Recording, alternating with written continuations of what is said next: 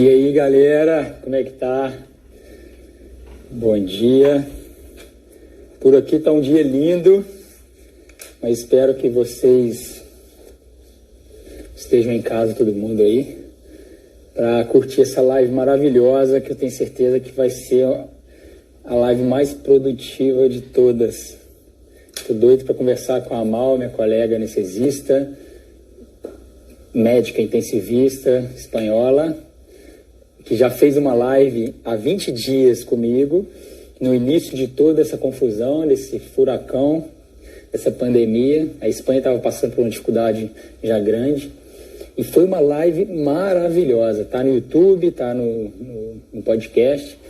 E aí, 20 dias depois, eu falei, a Espanha já está em segundo lugar em número de casos no mundo. E aí eu falei, não, eu preciso conversar com a Amal. E ela está na linha de frente, pessoal.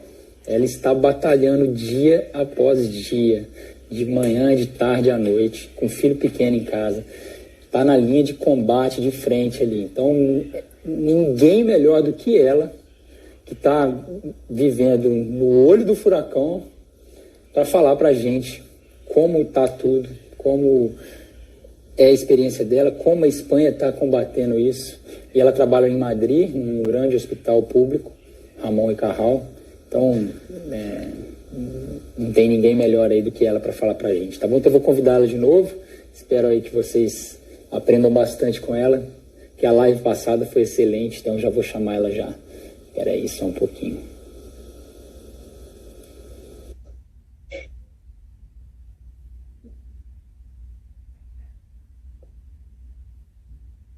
Tá chegando, né? Olá. Olá, tudo bem, amor? Tudo bem? Como é que tá? Tudo, Renato. Você tá Tudo bem? Tô preocupado contigo. Sério? Por enquanto estou bem. Por enquanto continuo com sabia e com saúde. E força para continuar lutando. Graças a Deus, que bom. Fiquei muito preocupado contigo porque você tá na linha de frente, literalmente, né, Amal? Tá? Desses 20 dias que passou, você continuou firme trabalhando e não teve sintoma, não teve infecção nenhuma? Não, nada. Não. Nada. Absolutamente nada. Quer dizer que as suas precauções estão perfeitas, né? Pode ser. Eu sou bastante estricta, né? Com as precauções. Entendi. Deixa eu te falar, Amal. A Espanha, acabei de ver aqui que ela ultrapassou a Itália em número de casos. Ela não ultrapassou em número de óbitos. A Itália tem 15 mil e a Espanha tem 11 mil. Mas a Espanha já está com 124 mil casos novos, né, total de casos, na verdade, e a Itália com 124 e pouquinho. Então, assim, pensando no tamanho da Espanha, né, é um número bem alto, mas em compensação, eu recebi um gráfico hoje, do meu irmão, inclusive, muito animador, Amal. Porque, assim, dia 8 de março, a Espanha tinha 441 casos. No dia 16 de março, foi a nossa live. E a Espanha já tinha 3 mil... Não, desculpa, eu falei errado, não casos, casos hospitalizados, né, pacientes internados. 441, dia 8. Aí, dia 16, 3.336, que foi o dia da nossa live. E a sua UTI já tinha 17 pacientes entubados, já estava no 13º, 14º dia de UTI, se eu não me engano. Aí, no dia 26, foi o pico máximo de aceleração, foi onde a curva mais cresceu, foi o pico máximo que chegou com 13.740 casos internados. Aí, depois veio a desaceleração, continuou crescendo o número de casos, mas desacelerou. E aí, ontem, a boa notícia é que essa curva está caindo, Amal. Está diminuindo o número de internados na Espanha. Como você enxerga isso tudo? O que está acontecendo na Espanha hoje e nos últimos dias? O que eu acho, Renato, é que as medidas de restrição que o governo instaurou estão tendo um efeito positivo nesse sentido. Como vocês sabem, a duração da doença é de uma média de 21 dias. Então, depois de ficar confinados já mais de 3 semanas, o número de casos tem que diminuir, posto que o contacto social diminuiu muito nestas últimas semanas. Semana passada, vocês sabem que a restrição foi ainda maior do estado de alarma. separaron todas as actividades que non son estrictamente necesarias tamén a nivel empresarial. Necesarias para manter suministros, né, de alimentación, de farmacia, de luz, de auga, mas semana pasada as restricións foron maiores e eu acho que esas restricións están tendo un efeito en que pare o número de contágios. Meu irmão Gustavo me falou que aumentou a quarentena para mais umas 2 semanas. De que dia que vai, oficialmente? 2 semanas mais, mas, Renato, eu acho que a gente vai estar um mês mais com restrições. Uhum. Abril inteiro, todo abril, né? Uhum. Eu acho que sim, todo abril. Eu acho que vamos estar com restrições. O que a gente tem esperança é que em 2 semanas as restrições sejam um pouquinho mais flexíveis com respeito a adultos, jovens, crianças, dentro de ordem e controle, com certeza. Tá. E com relação, Amal, a você, queria saber como que você enfrentou tudo isso. Qual que era a sua rotina? Você estava indo no hospital todos os dias? Como que estava a situação dos seus colegas? Estou pensando assim na parte mental. Como agir perante tudo isso sem sofrer, sem se abalar emocionalmente? E o que mudou de lá para cá, da última live que a gente fez, que vocês tinham um protocolo bem sólido, fazendo as coisas direitinho, os antivirais, hidroxicloroquina. O que mudou alguma coisa? Você viu algum resultado diferente com algumas drogas, alguma terapia? Vamos a ver, mudaram várias coisas, mas não dependentes dos resultados, dependentes dos recursos que a gente tem, das facilities. Estamos disminuindo o número de dias de tratamento de cloroquina, estamos disminuindo o número de dias de tratamento de lopinavir, ritonavir, porque realmente estamos tendo problemas de abastecimento de fármacos. Mesma coisa com o tocilizumab. A gente está usando outro anticorpo, outro antibódio, sarilumab, agora, e é que realmente o número de casos, como você falou, é tão elevado que temos problema de suministro. Então, como não existem evidências de que mais de 7 dias sean precisos para disminuir a carga viral, a gente diminuiu de 15 a 7 o tratamento com cloroquina e o antirretroviral, o Caletra. Tá. Nesse sentido, mudou, né? E o anticoagulante, o Clexane? Eu vi uns trabalhos também mostrando, aí você até me mandou um protocolo de vocês. Tem alguma evidência do uso do Clexane, monitorização da CIV, né, da CIVD? O que você tem a me dizer sobre o Clexane? O que eu tenho que dizer é que a gente não está vendo muitas alterações da coagulação, mas sim que estamos vendo muitos fenômenos trombóticos. Tem muitas pessoas que chegam com TDP, com TEP, e realmente é preciso monitorar e dar doses pelo menos profilácticas desde o começo. Como você sabe, eu te mandei o protocolo que elaboraram os hematólogos no meu hospital. Não existem claras evidências. Eu aqui apelo ao sentido comum do médico, não esquecer que são pacientes que temos que tentar tratar de um jeito parecido com os outros pacientes, né? Sempre tentar, por evidência científica, vocês sabem que Clexane é profiláctico. O que estamos fazendo diferente a outros pacientes de UTI é que quando tem um peso considerável por encima de 100 quilos, estamos aumentando a dosis de 40 miligramos por dia a 60 miligramos por dia. E se tem algum critério de coagulação intravascular disseminada, estamos utilizando 40 miligramos cada 12 horas ou ajustado por peso quando o peso do paciente é mais elevado e ajustado, como vocês sabem também, a função do rim. Legal. E o corticoide? Tem usado corticoide ou não? Ou mudou? Começamos a usar... Sim, mudou. Começamos a usar corticoide há 1 semana. Os neumólogos, os médicos neumologistas estão super animados com o corticoide. Eu não estou tão animada assim. Falo que estão animados porque eles estão usando um protocolo de 1 gramo por dia de metilprednisolona durante 3 dias nos pacientes que têm critério de síndrome de estresse respiratório grave. O que a gente está usando é metilprednisolona 40 miligramos durante 5 dias e depois diminuímos a 20 miligramos cada 12 horas, outros 5 dias, né? Eu te mostrei o protocolo que eu tenho aqui, e o que estamos usando é isso, tá? O Urbazon, não sei se vocês chamam Urbazon, metilprednisolona, 1 miligramo quilo cada 24 horas, e durante 5 dias, e outros 5 dias diminuímos a 0,5 miligramos.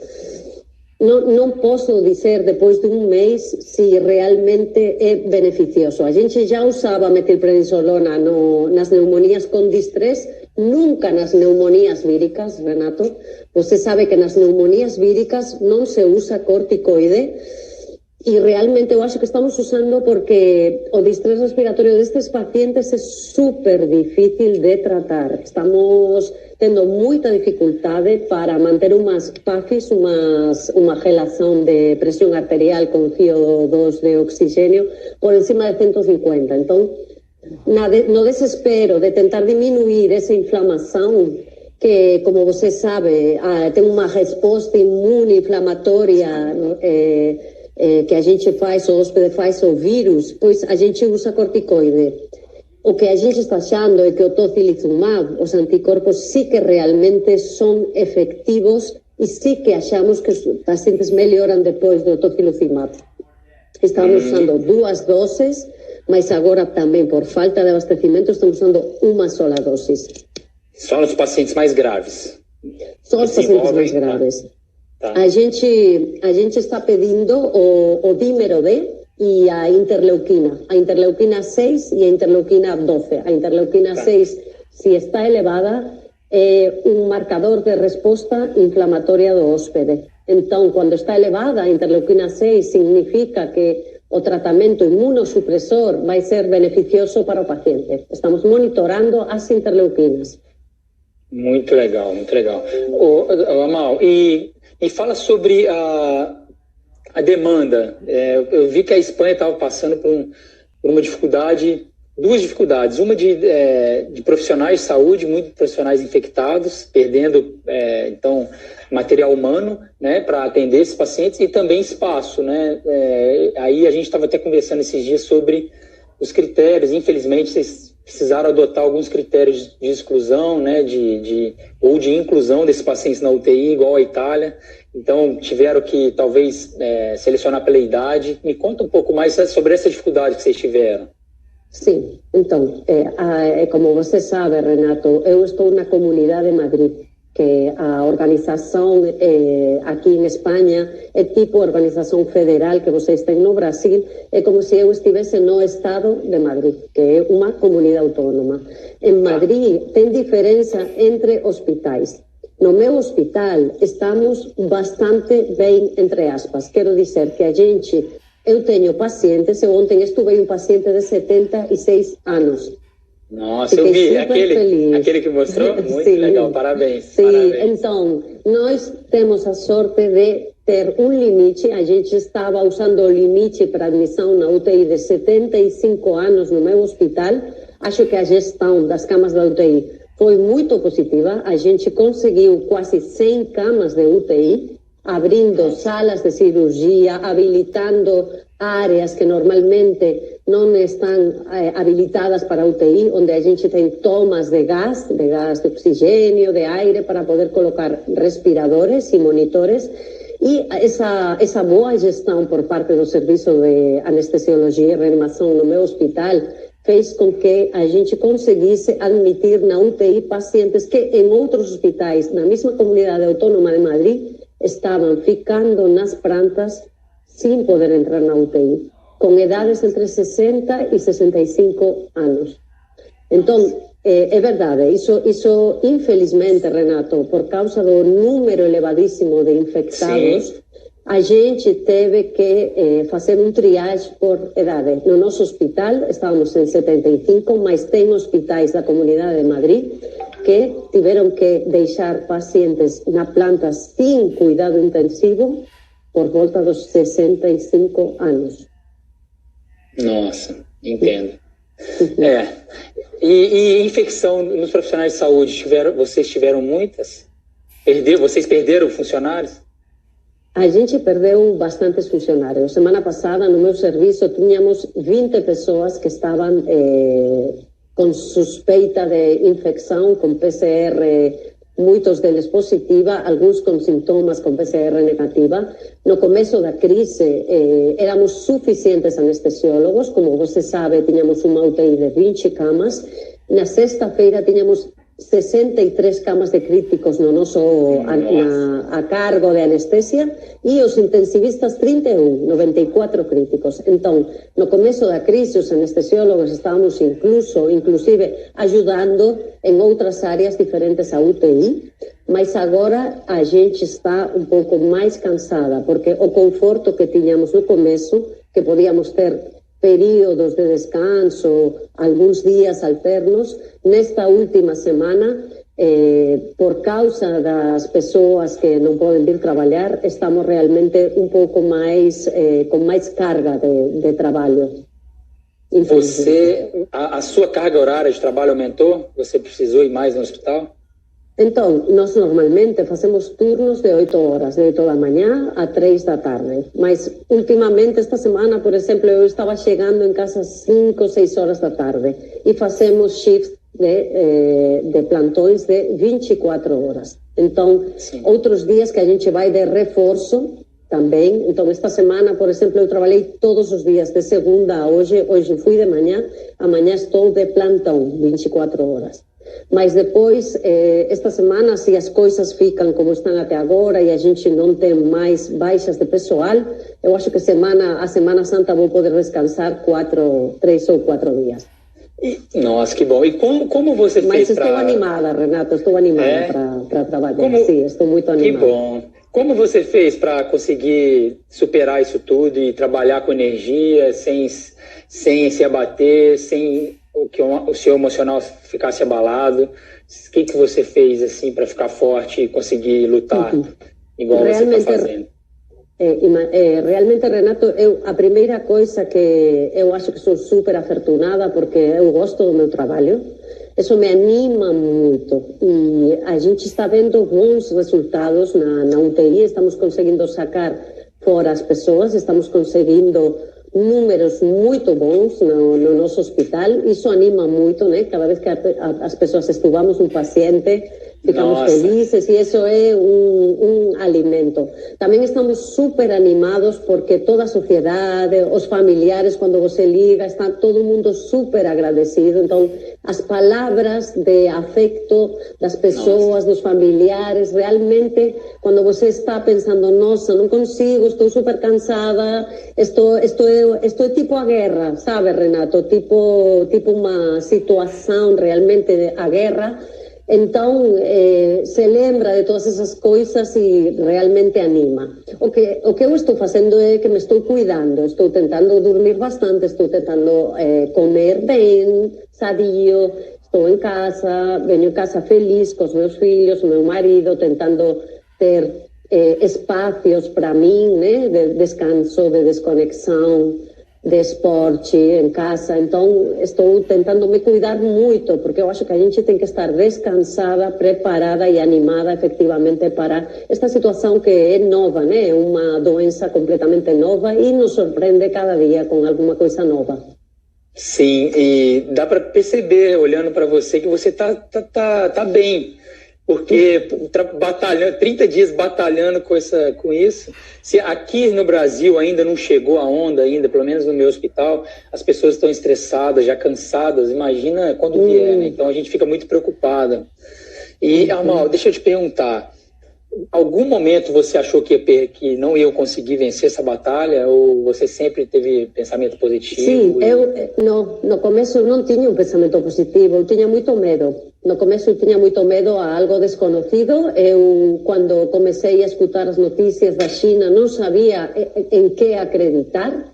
Então eu fiquei, como fica todo mundo quando não conhece algo, com medo a algo desconhecido e inclusive falando, nossa, eu não gostaria de estar na situação de ter pacientes Covid, porque o total desconhecimento nosso sobre a doença era enorme. Então eu fiquei com medo no começo, Renato. Eu não estava tão animada. E o ânimo veio no momento no dia que eu comecei a tratar pacientes e eu vi que eu podia enfrentar essa batalha que, com a minha experiência de médico anestesiólogo com experiência em críticos, que eu podia lutar contra essa doença, aí me animei. Mas no começo, com o desconhecimento, eu tinha muito medo.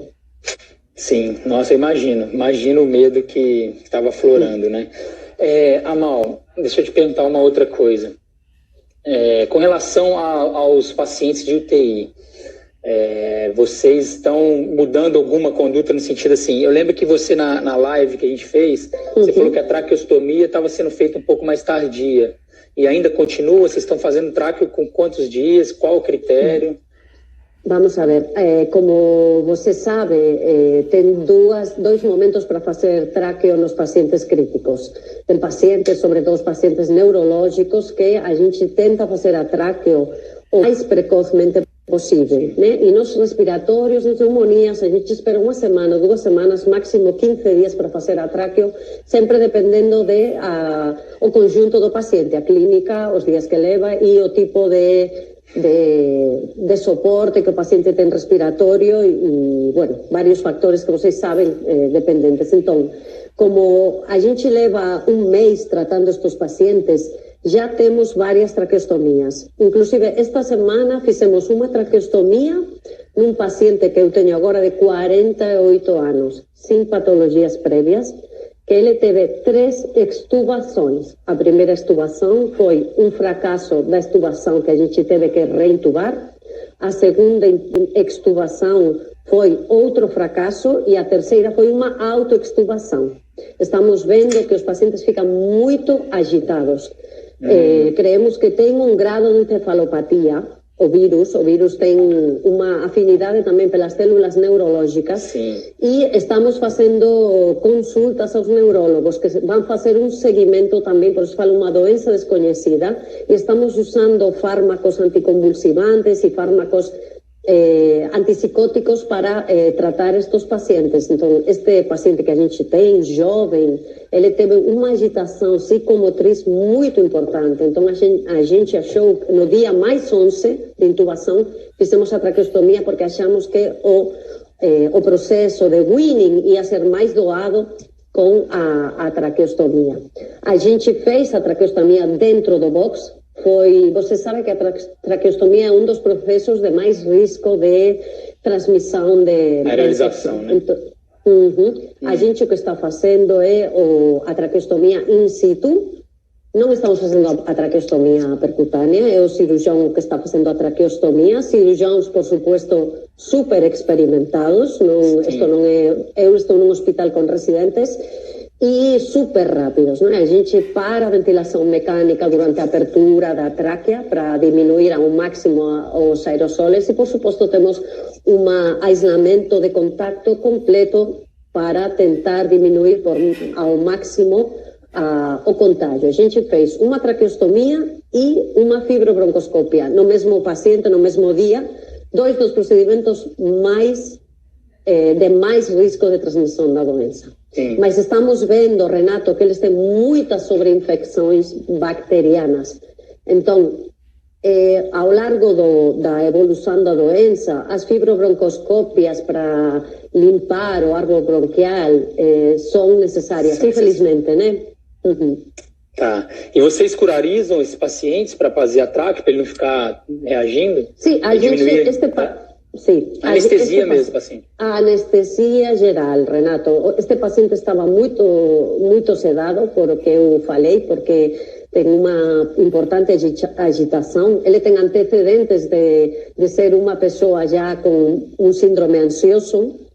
E então a gente fez com anestesia geral, com propofol em perfusão, fentanilo intravenoso e cisatracúrio intravenoso em perfusão contínua no mesmo box. Muito bom, Amal. E a média está sendo mais ou menos de quantos dias? Você tem uma ideia? Entre 10 e 15 dias. Entre 10 e 15 dias, Renato, sim.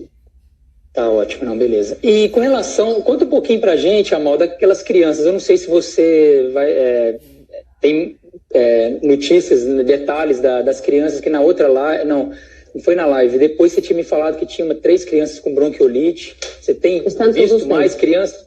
Mas teve mais crianças? Não, foram só aquelas 3 Sim. mesmo? Eu te falei, Renato, meu hospital não é muito de referência de pediatria, mas a gente tem uma UTI de 8 camas de pediatria, que estou eu nessa UTI agora. A gente ocupou essa UTI com 8 pacientes adultos de Covid-19. E falei com os pediatras e a imunidade das crianças é totalmente efectiva contra o vírus, Renato. Eles tiveram 3 bronquiolites em 3 pacientes lactantes de 4 meses que quase os 3 tinham uma condição prévia, congênita. Entendi. Tá bom. E outra coisa que eu ia te perguntar, a sedação. Eu lembro que nos pacientes que estão sendo ventilados por um aparelho de anestesia, vocês estão usando sevoflurano para sedar? Então, esta semana começamos a usar, Renato. E não estamos tendo os resultados que a gente gostaria. Por um lado, você sabe que para usar o sevoflurano necessitamos ter 2 tipos de dispositivos. Se você tem um respirador de quirófano, de sala de cirurgia, você pode usar esse mesmo respirador com sevoflurano. O que a gente está vendo é que depois de muitas horas de anestesia com sevoflurano, esses sistemas de ventilação não estão preparados para sedação de 24, 48 horas e produz uma condensação da capnografia que produz uma dificuldade com câmbio. A gente tem que estar mudando as tubuladuras, a capnografia, quase cada 24 horas. Temos outros dispositivos que não sei se vocês conhecem, um dispositivo que a gente chama Anaconda, que é um dispositivo que é um vaporizador que você coloca na rama inspiratória do paciente e que produz uma sedação com sevoflurane que a gente já usava previamente antes do Covid. É um jeito de anestesiar, um vaporizador que você coloca perto do paciente. Pois vou mostrar para você, eu te passo essa informação. Tá bom. Estamos vendo muita agitação depois ao despertar os pacientes com sevoflurano. Imagino. Sim. É o que a gente vê na anestesia, às vezes, né? Usa muito sevoflurano, o paciente agita. Eu uso muito sevo, vocês sabem, é um dos efeitos secundários. Sim. E o que você tem feito de sedação nos pacientes que não usam sevoflurano? Eu lembro que você tinha me falado do Propofol, REM. Você vai fazendo alguma rotação de sedativo? Como é que você está fazendo, Amal? A gente está tendo problemas de vez em quando, não tanto, estamos recebendo mais estoque de Propofol. Então, estamos usando basicamente Propofol e remifentanilo, dexmetomidina, e o que a gente está tentando agora fazer é substituir. Tem vários fármacos tipo midazolam e fentanilo que não se podem usar de forma concomitante com o caletra, com o lopinavir e ritonavir. Então, quando passam 7 dias que a gente agora só fica com esse tratamento, sim que estamos usando benzodiazepinas com antipsicóticos, olanzapina. Os neurologistas estão recomendando usar olanzapina, aloperidol, que você também não pode usar na fase aguda por interações, mas os fármacos para o delírio são aceitados para o tratamento, estão sendo aceitados pelos neurologistas, eles estão fazendo várias provas como tratamento coadjuvante no despertar destes pacientes para passar das perfusões anestésicas a uma situação de menor sedação. Outros fármacos que estamos usando é a clonidina por sonda nasogástrica para substituir a dexmetomidina intravenosa. Estamos começando a usar também a metadona nos pacientes que achamos que eles podem ter um certo síndrome, um craving, um síndrome de abstinência de remifentanilo. Sim. Nos pacientes mais jovens, nos pacientes mais ancianos, maiores de 65 anos, não se agitam tanto, não é necessário usar esse tipo de fármacos. Legal. E aí vocês mantêm o remifentanil por vários dias, não tem, sem maiores problemas, tranquilo? Não, o problema é isso, que depois ele se agita muito. A abstinência, sim. Esse é o problema. Então estamos começando a usar metadona, que realmente na UTI, em adultos, não se usa muito. Se usa muito em pediatria, mas em adultos, exatamente, também pela sonda nasogástrica. Vamos ver que resultados. A gente está fazendo uma recolhida de todos os dados, porque, como você sabe, isto é novo. Vamos ver quais são os resultados de todas estas medidas terapêuticas que estamos instaurando. Sim. De tudo isso de todas essas mudanças que a gente teve nesses 20 dias, de muita coisa nova surgindo, trabalhos, suposições, o que você acha que realmente você acha que fez alguma diferença assim, na evolução dos pacientes? Você tem alguma ideia do que... Você tem em mente alguma coisa que você pode falar para a gente desses 20 dias? O que você acha que foi um divisor de águas? A gente está vendo que, mais que o tratamento, né, tem vários fatores pronósticos, tanto clínicos como analíticos. Os fatores clínicos são, a gente está vendo que os pacientes obesos, os pacientes com sobrepeso, realmente têm uma grande dificuldade para sair.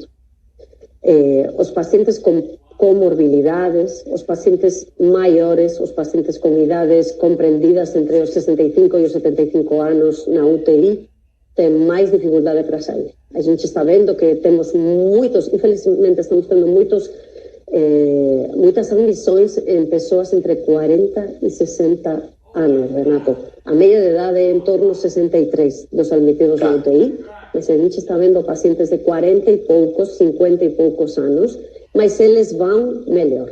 O que a gente está vendo de jeito analítico é que a linfopenia é fundamental. Os pacientes, quando começam a aumentar os linfocitos, quando a gente usa a cloroquina e a citromicina, eu acho que são maravilhosas. O tratamento precoce, não ficar muito tempo os pacientes em casa.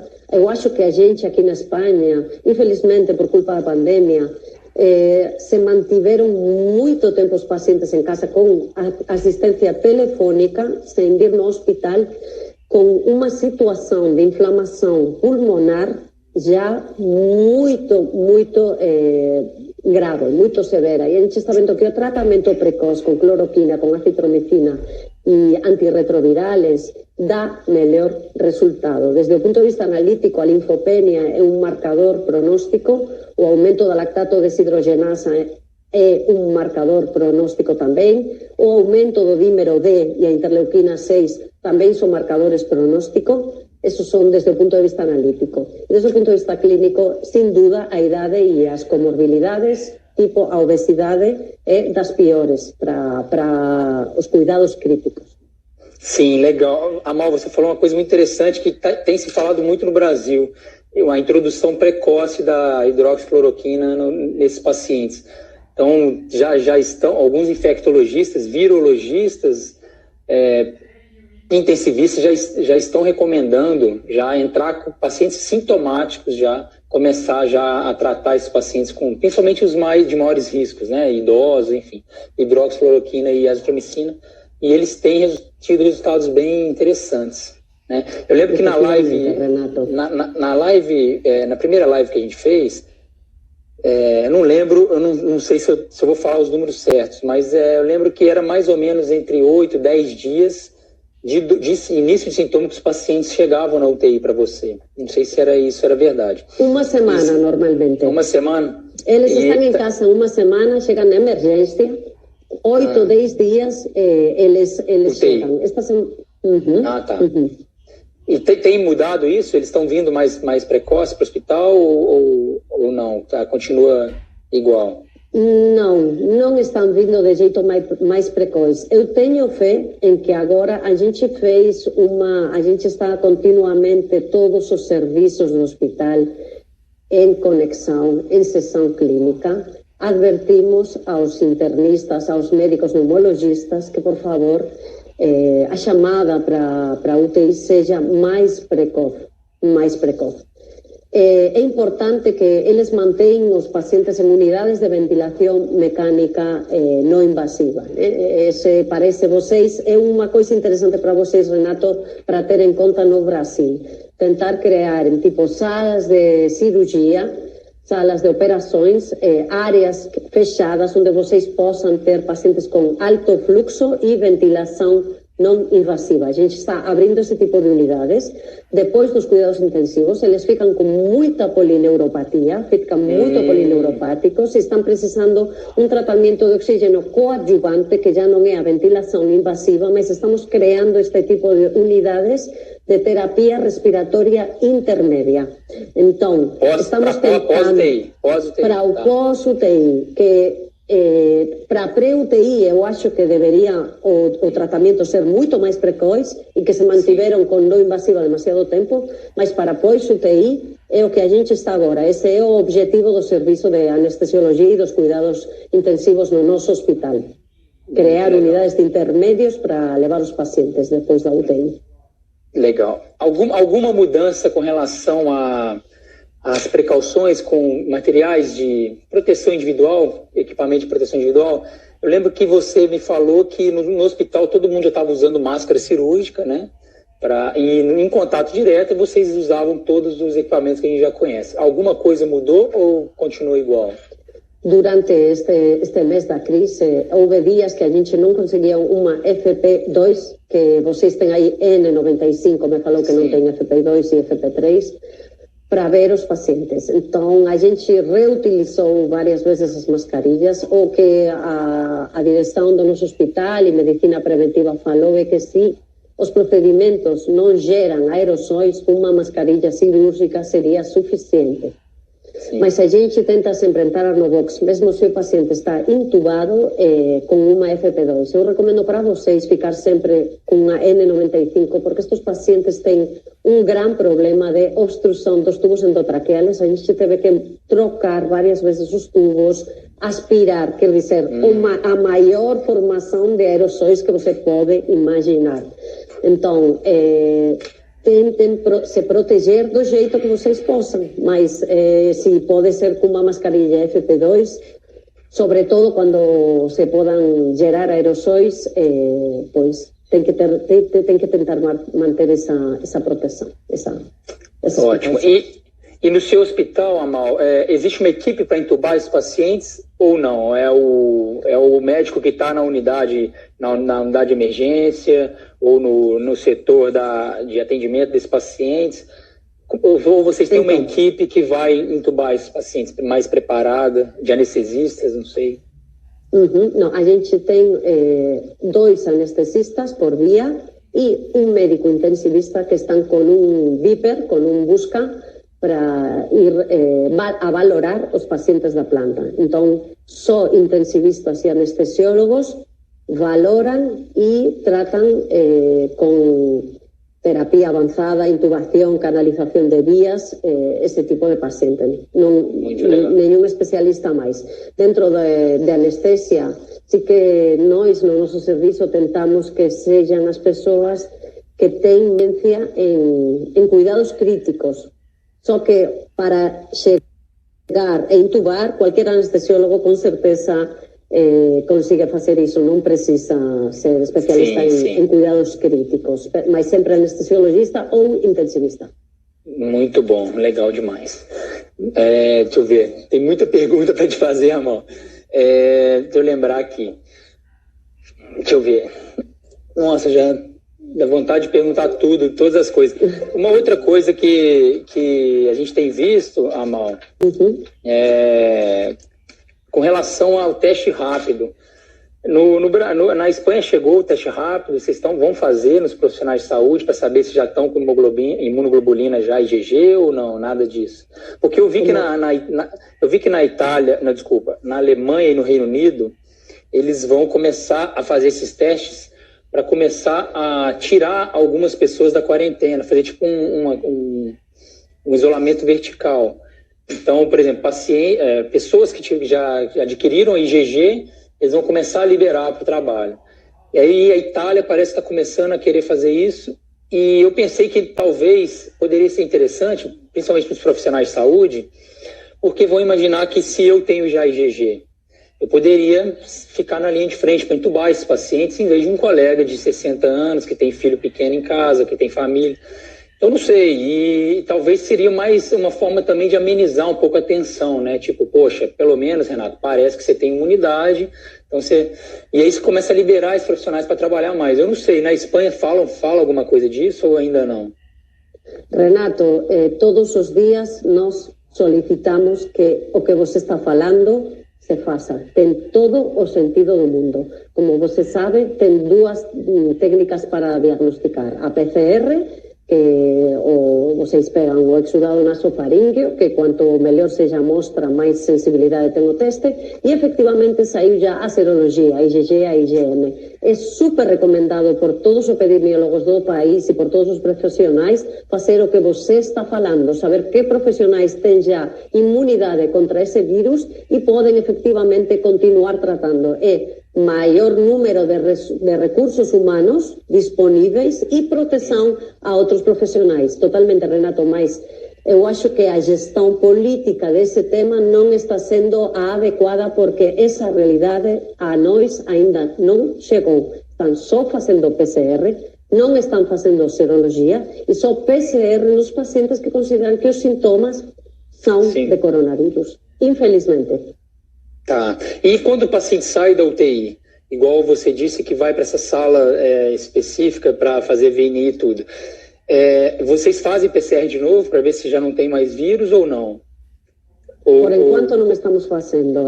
Realmente, Renato, a gente esta semana internou um paciente que leva 15 dias na planta com PCR positiva. Ele teve a primeira PCR positiva no 15 de março e a gente pediu outra PCR e saiu de novo positiva. A gente pediu outra PCR porque não estávamos seguros de que essa insuficiência respiratória, depois de 15 dias tendo tratamento, fosse realmente o vírus ou outra coisa, né? Outro micro-organismo. Por isso pedimos também o análise microbiológico do VAS, né? Da amostra respiratória. Mas se o paciente está clinicamente estável, não estamos fazendo PCR. Ah, tá bom. Outra coisa, eu vi alguns vídeos, Amal, sobre a posição prona em pacientes extubados. Talvez não na UTI, mas em salas de emergência, na qual, por exemplo, a UTI está cheia, então uma forma de evitar a intubação nesses pacientes que não conseguem ir para a UTI, eles colocam o paciente em prona, extubado, sem dúvida, e conseguem prolongar um pouco o tempo de intubação desses pacientes. Aí vocês têm feito essa estratégia? Claro que sim, temos feito isso desde o começo, tanto na planta como na UTI. Quando os pacientes chegavam com oxigênio alto fluxo, a gente sempre colocava os pacientes em supino, prono, extubados também. E com traqueostomia também. A gente não está tendo boas experiências com o prono com traqueostomia. Eu estou tentando evitar quando o paciente tem já traqueostomia pronar. Ah, tá. Por quê? Algum motivo especial, Amal? É dificuldade ventilatória mesmo? A dificuldade ventilatória, realmente a posição para a traqueostomia é realmente complicada, Renato. Estamos tendo vários problemas de ventilação, de obstrução do tubo. Ah, tá. Entendi. Outra coisa, sequela pulmonar. Você teve alguns pacientes que saem da UTI com sequela? Então, todavía eu não posso responder essa pergunta, Renato, porque não sei, não estamos fazendo scanner. As placas de tórax, as X-ray de tórax estão melhorando nos pacientes, dá a impressão de que sim que melhora, mas você sabe que se descreveu fibrose pós-pneumonia por coronavírus. O que sim que estamos vendo é que um certo grado de afectação do pulmão continua mesmo melhorando, por isso continuam precisando oxigênio, VNI, alto fluxo. E realmente temos que fazer um seguimento desses pacientes, Renato, porque é fundamental saber se a capacidade pulmonar e a membrana alveolar realmente permanece intacta ou isso tem a posteriori, a um mês, a vários meses, uma consequência. Ainda não temos tempo para dar dados sobre isso. Né? Sim, está cedo ainda, né? E miocardite, teve muita miocardite na sua UTI, Amor? Estamos suspeitando de miocardite, sim. Quando um paciente tem instabilidade hemodinâmica, estamos fazendo ecocardiograma transtorácico, Tá. Porque realmente você sabe que estamos monitorando a troponina e o eletrocardiograma. Quando eles chegam, a gente faz eletrocardiograma no dia +1 e no dia +7 de internamento na UTI. A gente pede uma troponina, quando chegamos, troponina. É outro fator que eu esqueci antes de falar, a troponina elevada e a miocardites são fatores de mau pronóstico também. E sim que achamos que os pacientes podem ter, alguns pacientes têm miocardites com elevação de troponina e insuficiência cardíaca. E é mau pronóstico, vão mal.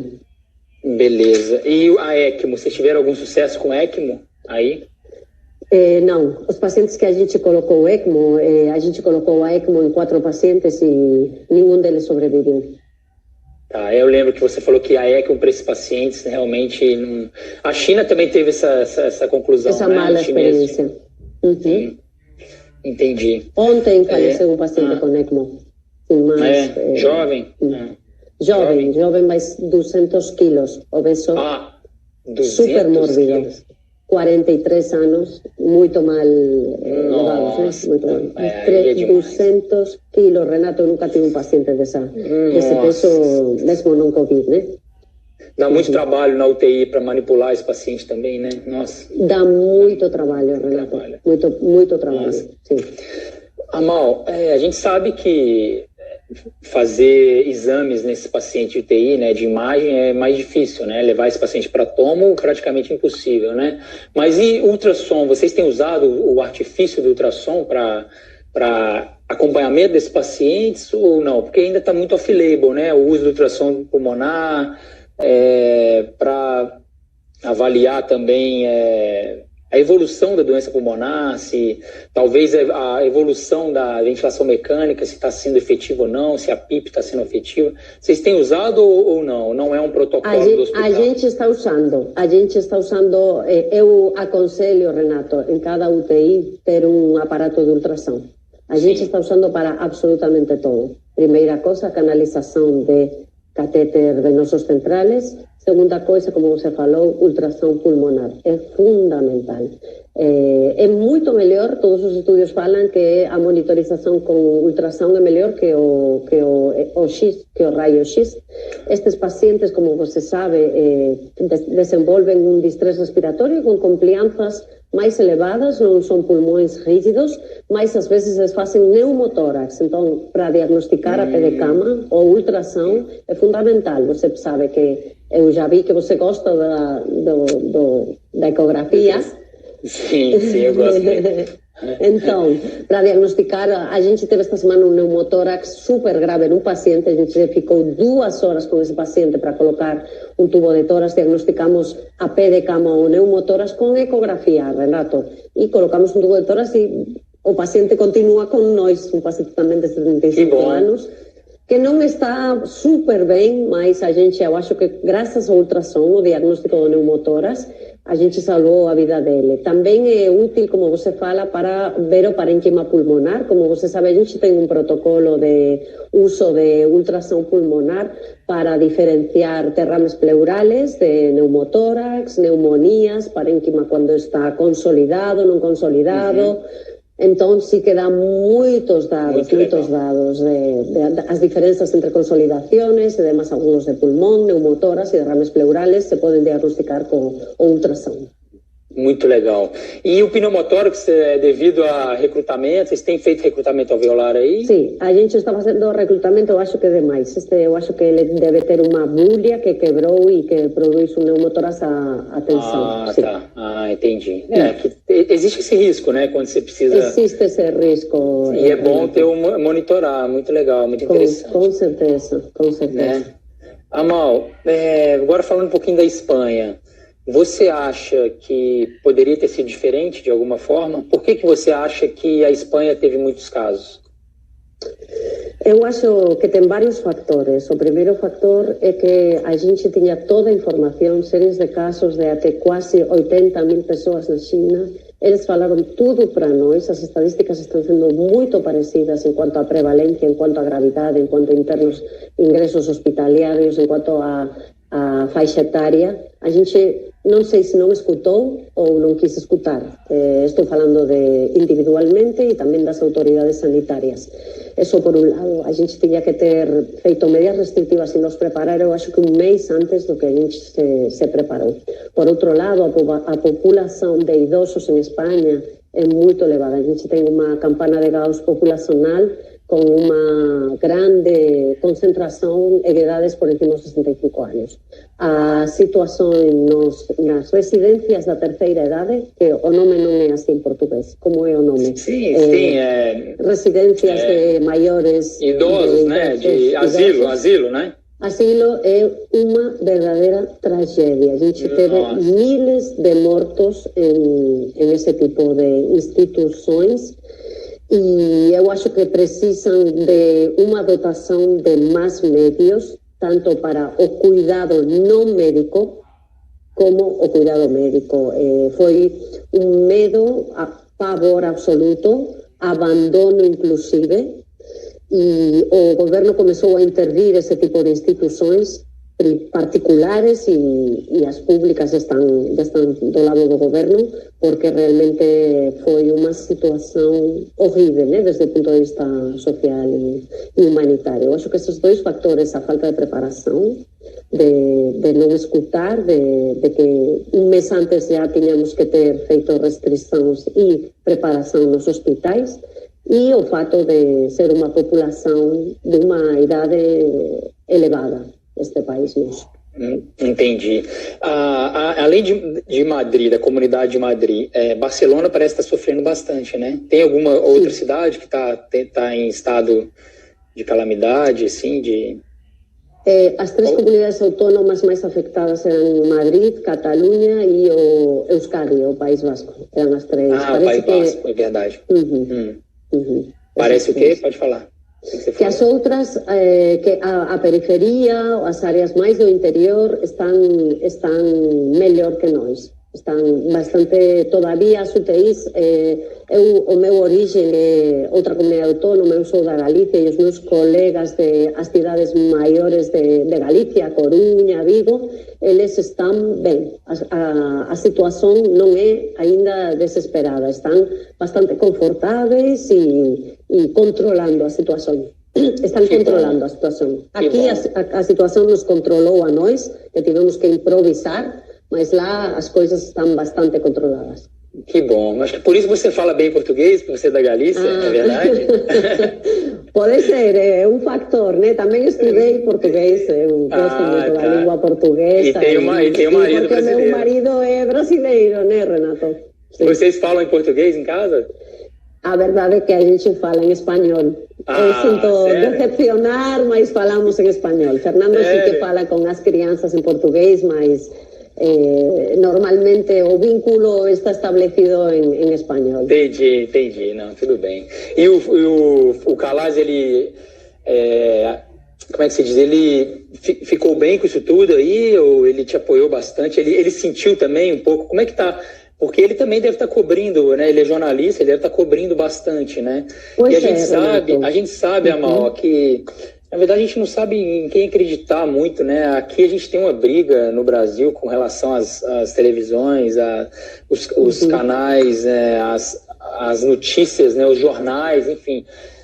Muito sensacionalismo, muitas notícias, muita fake news, a gente não sabe em quem acreditar. Algumas emissoras de televisão aqui no Brasil também querendo tomar o poder, né? Brigando com o presidente, assim... Como é que está aí a situação na Espanha? Entre a imprensa e o governo, está tendo alguma desavença também, igual no Brasil? O que o Kalaz fala sobre isso? Então, eu acho que aqui também tem meios sensacionalistas, mas na minha opinião, e eu acho que Kalaz pensa mais ou menos como eu, a prensa está fazendo, eu acho que um papel divulgador, Renato, para que as pessoas fiquem em casa, sejam responsáveis, cívicas, uma labor educativa, né, que deveríamos fazer sempre. O sistema sanitário, a prevenção, como vocês sabem, no Brasil, que tem programas preventivos, a verdade é que me surpreenderam gratamente. Eu acho que a divulgação desse tipo de programas e a conscienciação da população é fundamental. Eu estou gostando de como os médios estão se aproximando ao tema. Eles diariamente saem boletins com número de afectados e dão realmente passo para que o governo se declare e não estou vendo muito conflito, sabe, entre os médios e o governo. Eu acho que estão atuando de um jeito responsável. Que bom. Não, aqui no Brasil tá uma confusão danada. Tá ataques e ataques no meio disso tudo. Entendi. E as pessoas ficam muito assustadas. Né? As pessoas ficam muito assustadas, né? Muito disse-me-disse, aí muitas notícias com outros, com um significado diferente, com outro objetivo, sem ser o de educar, né? Enfim. Entendi. E, Amal, e quais são os próximos passos da Espanha, então? Vai ficar pelo menos mais 14 dias de quarentena compulsória? Mais alguma medida do governo? Então, eu que vou falar, Renato, estamos todos esperando o calor e a vacina, né? Não temos as medidas que estão realmente agora falando em sério. Eu acho que as medidas se vão prorrogar por um mês mais. É que o que a gente no nosso meio sanitário estamos pensando. Parece que este curso escolar, né, que a gente termina em junho, diferente de Brasil, vocês têm as férias em janeiro, fevereiro, a gente tem as férias aqui no mês de julho e no mês de agosto. No mês de junho é a avaliação dos estudos de todos os sistemas educacionais e estamos pensando em que as crianças não vão voltar às aulas, porque o índice de contágios de pessoas idosas desde crianças foi super alto, Renato. Realmente aqui os avós são muito cuidadores das crianças, né? O sistema social nosso é assim, Renato, e eu não sei se as crianças vão voltar realmente no mês de maio, que é o último mês letivo, para as aulas. Desde o ponto de vista estadual e desde o ponto de vista empresarial e econômico, realmente todos estamos nos perguntando se devem ser tão restritivas as medidas ou devem começar de aqui a 15 dias a levantar um pouco a restrição com precaução. Usar mascarillas, usar luvas, ter uma série de medidas higiênicas para que o tecido empresarial e econômico realmente não se veja tão afetado, porque eu acho que a gente vai ter que ser resgatada, né, pela Europa nesse sentido. Vamos ter que usar fundos europeus de ajuda para tentar diminuir esta situação econômica tão grave que vamos a sofrer. Sim, com certeza. Amal, já está acabando já, foi um papo excelente, agradeço de novo, mais uma vez. É um prazer, Renato. As pessoas ficaram encantadas com você, a live passada foi fantástica, ajudou muito a alertar os médicos sobre o que estava acontecendo, né? A gente não tinha noção do que estava acontecendo, o que poderia vir para o Brasil, mais do que nunca agora, então, perfeito, a gente consegue enxergar a esperança, a gente vê que a Espanha está com os casos diminuindo de internação, que você não perdeu a esperança de forma alguma, que você continua batalhando e dando certo. A gente vê os números de óbitos, mas a gente vê muitos casos recuperando, né? Você me mandou um vídeo. Você mandou um vídeo que toca a alma, que é aquele das pessoas batendo palma na primeira estubação da sua UTI. Realmente. Né? Coisas que a gente não faz, né? A gente estuba paciente todo dia e a gente não bate palma, né? E a gente começa a reacender um sentimento, igual você falou da gratidão dos pacientes, né? Da família, de você salvar vidas. A gente talvez estava esquecendo um pouco disso quando, né, ao longo da nossa carreira. Renato. A gente está ressurgindo um sentimento tão gostoso pelo nosso trabalho, né? Que eu acho que a gente tem que enxergar dessa forma, né? E você está trazendo isso para a gente, chega até a ser emocionante. Eu agradeço demais, mais uma vez. Muito obrigada pelas palavras, também são emocionantes, Renato. Eu espero que as pessoas consigam captar todas as suas mensagens e passar isso para frente, porque de tudo que eu estou acompanhando aqui, eu não vi nenhuma live ou webinar que seja com tamanha riqueza de conhecimento e experiência igual a sua, igual você fez hoje. Muito obrigado mesmo. Muito obrigada, Renato. Espero que você vença essa batalha e que daqui a, 20, 30 dias a gente volte a conversar para você falar que eu venci, nós vencemos e está todo mundo bem. Tá bom? Muito obrigado de coração. Obrigada, Renato. É importante a transmissão da informação entre médicos de diferentes países e por isso estamos aí. Tá bom? Tá jóia. Obrigado demais. Em 20 segundos vai fechar. Obrigado, Amal. Tá. Dá um beijo a todo mundo aí, tá? A gente se fala. Darei, Obrigado Renato. de verdade, Se tá? cuida, estamos aqui. Tá bom. Estamos aqui. Um beijo. Vamos, força. Força Espanha. Tchau. Obrigada, Renato. Tchau.